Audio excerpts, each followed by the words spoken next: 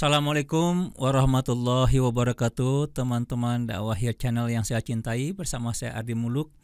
Pada kesempatan kali ini saya mengundang seorang tamu yang sangat istimewa, yaitu Mas Wayan atau Mas Doni Riwayanto. Beliau salah seorang pemilik dari Batiki Jannati, ya, bersama dengan Mas Aruman, yang mana mereka yang membuatkan motif batik untuk baju gowes saya. Mungkin bisa dilihat pada video saya yang sebelumnya ketika saya sering melakukan gowes dakwah. Nah, kenapa saya mengundang Mas Doni? Karena ketika Gubernur Anies Baswedan, ya, yang mana foto beliau tuh viral karena lagi membaca buku How Democracies Die, dan di internet, di sosmed orang-orang pada mengeluarkan foto mereka juga lagi baca buku, ya, buku tandingannya dan segala macam. Yang Mas Doni tidak, malah mengeluarkan dua meme. Yang pertama itu adalah isinya, ya, apakah demokrasi itu bisa menghindari takdir kematiannya, dan yang kedua beliau bilang sudah hafal, ya, nggak perlu baca bukunya, sudah hafal, ya. Jadi bagaimana interview saya atau diskusi saya dengan Mas Doni? Silahkan ikuti video berikut ini sampai selesai.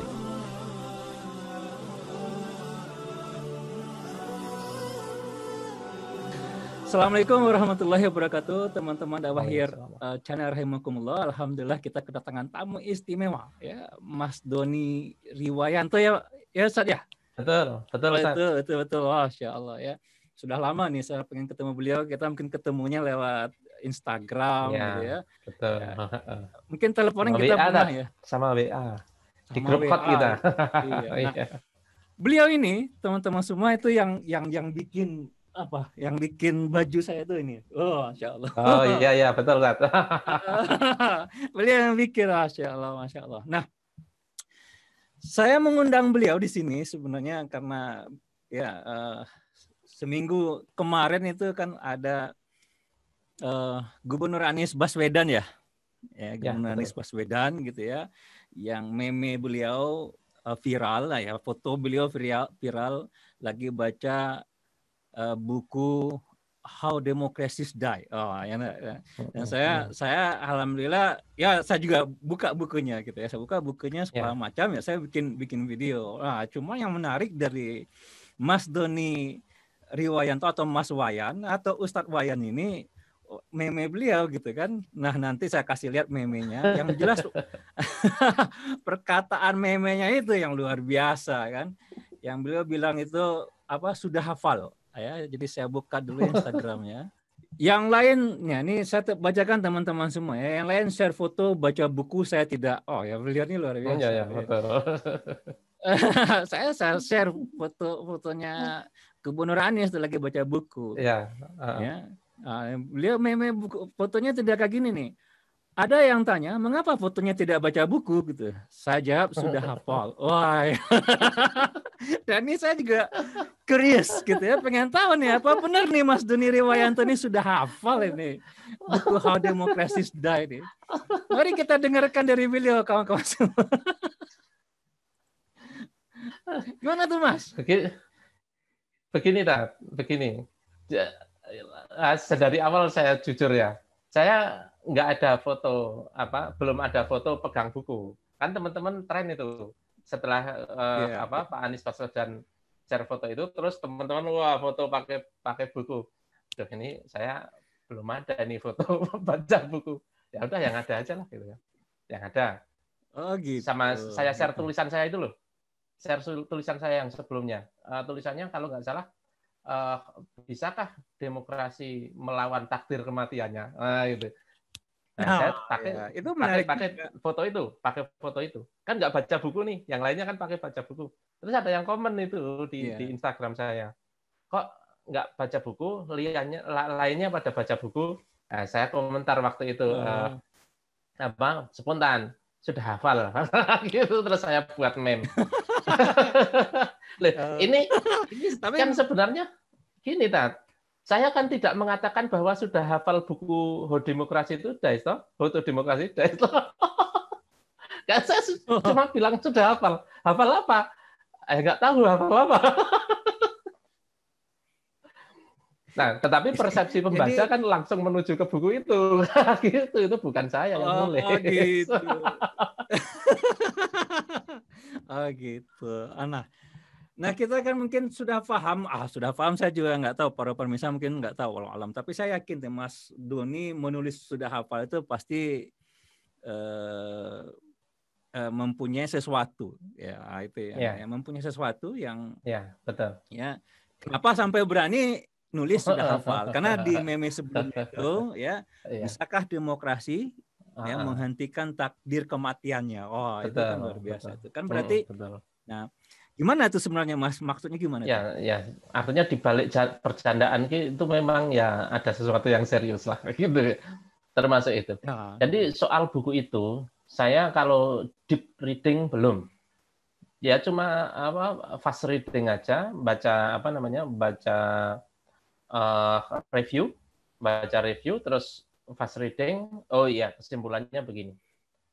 Ya dari kesimpulan itu sesungguhnya kita sudah hafal gitu. Bahwa dalam artian bukan hafal isinya, sudah bukan hafal secara tekstual kata per kata gitu. Tapi udah hafal bahwa penyakit demokrasi ya itu gitu. Sebenarnya itu. Ya. Apa tuh Ya, penyakitnya itu ya. apa Mas? Jadi demokrasi itu kan eh, cita-citanya itu untuk membuat masyarakat lebih baik dengan cara memisahkan legislatif, membuat undang-undang, eksekutif, yang melaksanakan, yudikatif, yang menghukum ketika ada pelanggar dan lain sebagainya. Desain-desainnya itu kan cita-citanya untuk membuat negara sistem negara yang dia tidak otoriter gitu.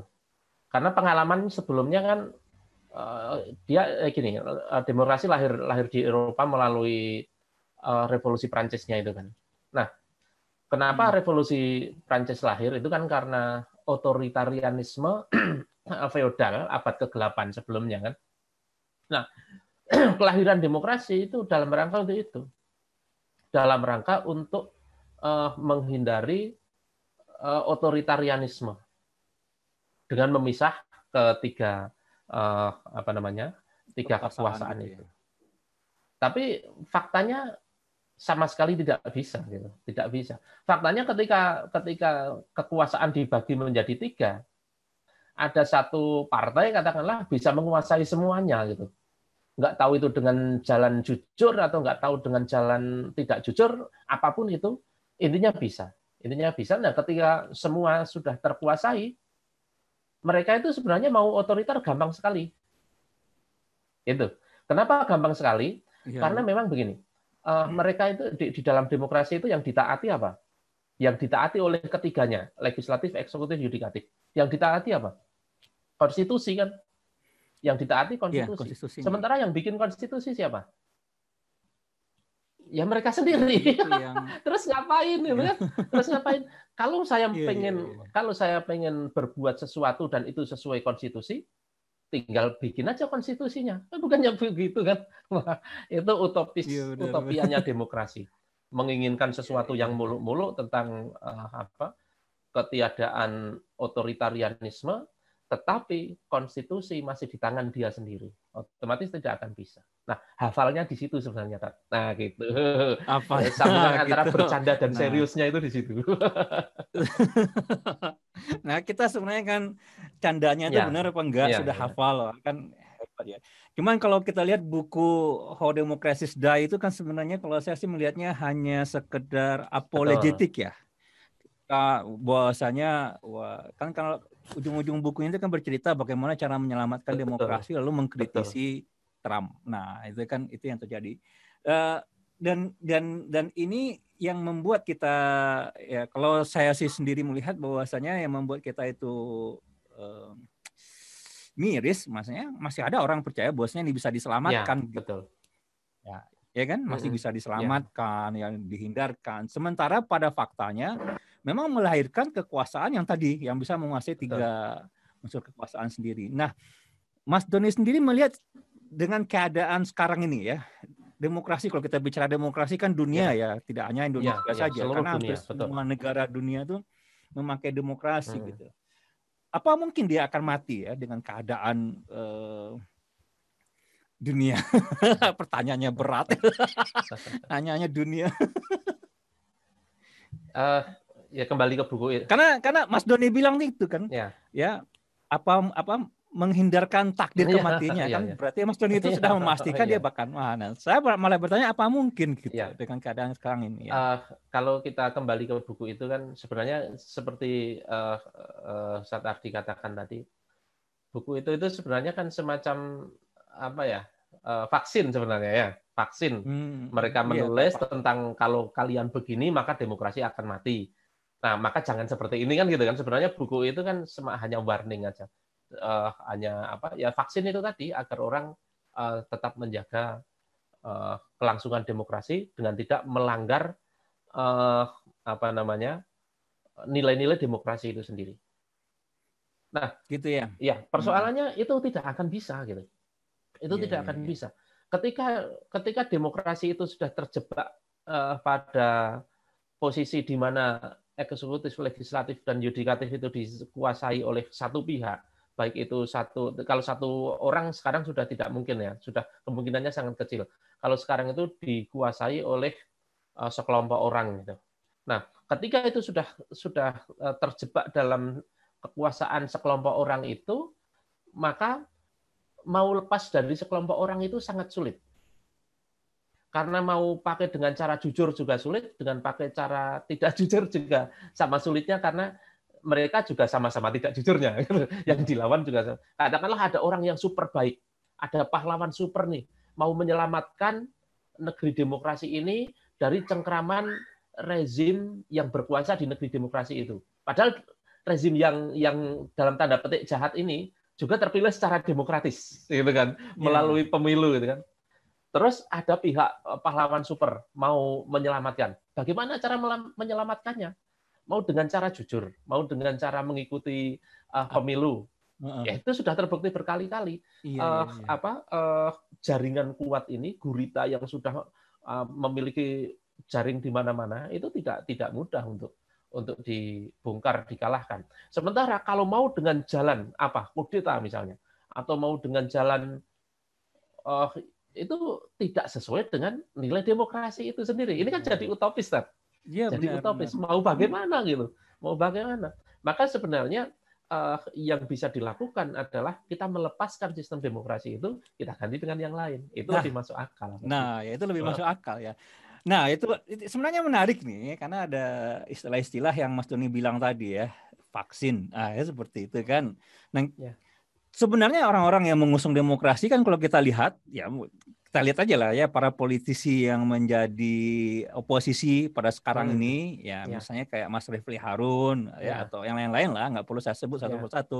Kan saya khawatirnya ini nanti di-ban juga kalau kita menyinggung orang kan. Tapi poinnya sendiri adalah kita melihat orang-orang yang memperjuangkan demokrasi, mereka menyadari kelemahan dan kerusakannya itu. Lalu mereka lakukan, mereka berusaha memperbaikinya. Nanti katakan mereka berusaha jadi oposisi dan segala macam gitu. Tapi kan mereka tahu bahwasanya ini penyakit yang tidak bisa satu orang saja menyelesaikan, nggak bisa. Kan banyak ada istilah-istilah tuh. Ada politisi saya kenal sekali dengan beliau dulu pernah bilang ya, bahwasanya saya ini istilahnya kalau ada dia perpatah Jerman katanya atau gimana tuh, memperbaiki dari dalam. Istilah seperti itu, memperbaiki dari dalam. Ya, kalau dibiarkan orang berbuat kejahatan gitu ya, nanti dia akan tambah lama tambah rusak. Nah, pertanyaan saya ini kan orang-orang itu kan menyadari kerusakannya, ya. Dan lalu mereka melakukan sesuatu yang mereka lihat kan tidak bertambah baik, kan seperti itu ya. Yang terbaik itu adalah melepaskannya. Nah, ini pertanyaan saya tadi. Kenapa mereka masih kayak mabuk dengan itu ya? Saya ya udah berapa kali diskusi gitu kan, nih kerusakannya kayak gini, tapi mereka tetap tidak mau melepaskannya. Karena kalau kita lihat tadi ya, seperti yang saya dengar dari Mas Doni, bahwasanya yang terbaik itu adalah melepaskannya. Ya enggak kan seperti itu ya, melepaskannya. Nah, kenapa orang-orang itu tidak mau melepaskannya? Nah, itu pertanyaan saya juga tuh. Baik, Begini, orang mau melepaskan sesuatu, sangat mantap untuk melepaskan sesuatu ketika dia sudah punya visi sesuatu yang lain, gitu kan? Kalau orang belum punya visi sesuatu yang lain, pasti dia akan keberatan. Misalnya ya, contoh ini, ada seorang bekerja di sebuah kantor, terus dia mau melepaskan pekerjaan itu, dia akan berpikir 1000 kali. Kalau belum ada harapan pekerjaan lain, gitu. Tapi begitu ada harapan pekerjaan lain, ini lepas begitu saja. Gitu. Habis ini saya ke sana, gitu. Itu akan gampang. Atau lepas dari kantor mau bikin bisnisnya udah siap gitu, tinggal jalan, maka orang akan melepaskan dengan ringan. Nah, yang terjadi juga sama. Orang sekarang itu kayaknya itu harapan satu-satunya itu demokrasi, cuma itu aja. Mereka melihat tidak ada pilihan lain, adanya autokrasi, terus kerajaan, mereka tidak pernah mendapatkan maklumat di dalam pikirannya bahwa ada opsi sistem lain yang lebih baik dari demokrasi. Makanya mereka belum bisa berpikir untuk melepaskan demokrasi dengan gampang. Tapi begitu nanti diberi maklumat bahwa ada loh yang lebih baik dari demokrasi, itu sangat gampang mereka melepaskannya. Ya, mantap. Nah, jadi ada kemungkinan demokrasi itu mati berarti ya, kalau kita melihat seperti itu. Kan karena permasalahannya adalah masalah pemahaman saja yang belum ada gitu tengah-tengah masyarakat ya. Yang terjadi itu sekarang mungkin kayak vaksin tadi ya kan, orang kalau dikasih vaksin kan kayak kelihatannya sembuh gitu kan, segala macam. Kira-kira kalau keadaan sekarang ini kan masyarakat sebenarnya mungkin sudah muak gitu ya. Ya, jujur aja sudah muak. Sudah muak. Banyak yang muak. Banyak yang muak gitu ya. Tapi kenapa tidak dilepas juga ya? Karena ada yang tukang kasih vaksin, tukang kasih vaksin. Terus belum dihalangi informasinya tentang sistem alternatif yang lebih baik. Sistem alternatif yang lebih baik nggak dikasih kesempatan gitu ya. Betul. Sementara dikasih lumpur demokrasi terus menerus kan menggap juga itu masyarakat. Betul. Baik Ustadz ya, jazakumullah khairan jazai ya. Ada yang mungkin bisa Ustadz tambahkan? Ya, ada terakhir Ustadz. Yang saya katakan tadi bahwa orang akan melepaskan sesuatu setelah melihat harapan yang lain. Itu logika standar gitu ya. Logika standar dari orang secara umum. Tetapi bagi seorang Muslim, itu sebenarnya ada alasan yang lebih kuat untuk melepaskan demokrasi tadi. Alasannya apa? Akidah. Akidahnya di mana? Bahwa demokrasi, seperti kita ketahui, semangat awalnya adalah vox populi, vox Dei. Suara rakyat, suara Tuhan. Bagaimana mereka menggantikan hukum gereja yang ada di Eropa, kemudian digantikan dengan hukum rakyat. Artinya hukum-hukum yang bersumber dari gereja, walaupun itu masih perlu kita perdebatkan lebih jauh ya, tetapi tidak kali ini, digantikan dengan hukum rakyat. Artinya apa? Mereka mengatur kehidupan mereka dengan hukum yang mereka buat sendiri. Kalau itu di Barat, di orang Kristen, Allah alam terserah mereka lah. Tapi kalau di kita, di dalam umat Islam itu harus sadar benar bahwa kehidupan kita itu diatur oleh Allah. Baik kehidupan pribadi, baik kehidupan berkeluarga, bermasyarakat, bernegara, semuanya diatur pakai hukum Allah.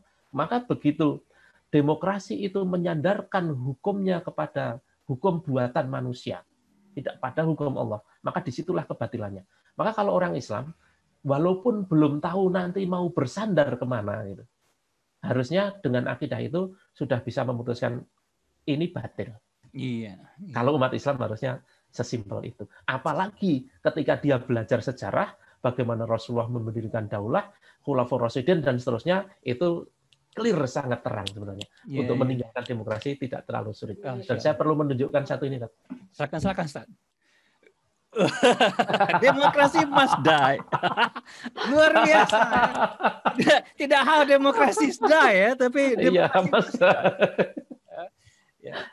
sistem batil itu pasti akan hancur dengan sendirinya. Betul, jelas. Insya Allah. Semua ada ajalnya. It's a matter of time. Betul. It's a matter of time. Cuma persoalannya kita berjuang atau tidak. Itu Berjuang yang atau kita tidak. Nah, itu bukan yang masalah it's a matter of time, itu urusan Allah kan, urusan iya, Allah. Tapi urusan kita itu kita berikhtiar atau enggak, itu yang akan iya. dinilai. Betul Masalahnya gitu. itu. Tapi masalah kepastiannya itu is a matter of Nah, time. betul. Itu Betul. masalah kepastian is a matter of time. Jadi masalah umat ini sekarang karena permasalahan mereka nanti di akhirat adalah amal mereka, Betul. ya. Yang mana amal soleh itu adalah termasuk memperjuangkan agama Allah, maka itu Allah akan mempertanyakan gitu ya. Anda ini selama hidup ini memperjuangkan demokrasi atau memperjuangkan agama Allah, kan seperti itu. Iya, betul. Ya Ustaz, jazakumullah khairan jazai Ustaz. Oh, ya, Alhamdulillah Bang. atas Ya, waktunya Bang. yang sangat Sama-sama, Ustaz. ya. Saya mohon Saya maaf juga mengganggu terhormat sekali bisa diundang di channel panjenengan ini. channel-channelan. Is it recording? Ya, teman-teman Dakwah Channel, terima kasih banyak ya telah menyaksikan video diskusi saya ya dengan Mas Doni Riwayanto ya. Like, subscribe dan share ya. Insyaallah menjadi amal soleh. Fastabiqul khairat. Assalamualaikum warahmatullahi wabarakatuh. Waalaikumsalam warahmatullahi wabarakatuh. Syukur, Terima kasih, Ustaz. Sama-sama Ustaz.